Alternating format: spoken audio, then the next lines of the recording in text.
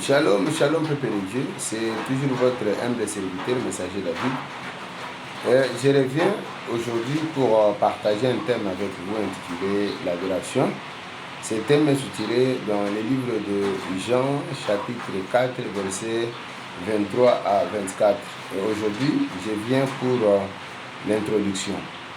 En fait, nous devons retenir que l'adoration, pour parler de l'adoration, il faut mettre en tête que l'adoration exprime la relation entre l'homme et Dieu.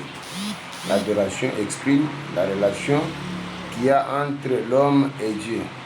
Et nous devons également mettre en tête que l'adoration va au-delà de la prière, au-delà des chants, au-delà de la danse et au-delà de la religion.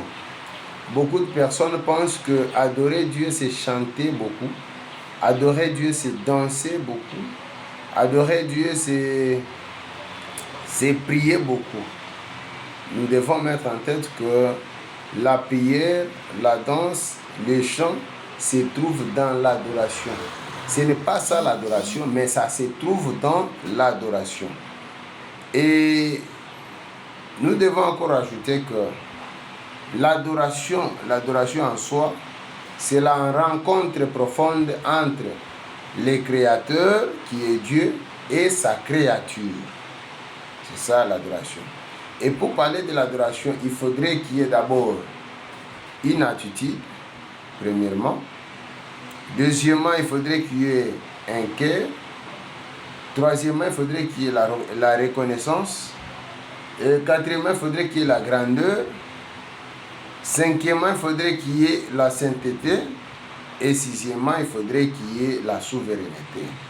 Et donc, l'adoration, c'est une attitude du cœur, lequel le cœur reconnaît la grandeur, la sainteté et la souveraineté de Dieu. L'adoration, c'est une attitude du cœur, lequel le cœur reconnaît la grandeur, la sainteté et la souveraineté de Dieu. Adorer, c'est rendre hommage. Honorer, c'est prosterner devant quelqu'un que l'on considère supérieur. Adorer, c'est rendre hommage, c'est honorer, c'est prosterner devant quelqu'un que l'on considère supérieur. C'est l'acte par lequel l'homme reconnaît que Dieu est tout pour lui. C'est l'acte par lequel l'homme en soi reconnaît que Dieu est tout pour lui et qu'il n'est rien sans lui.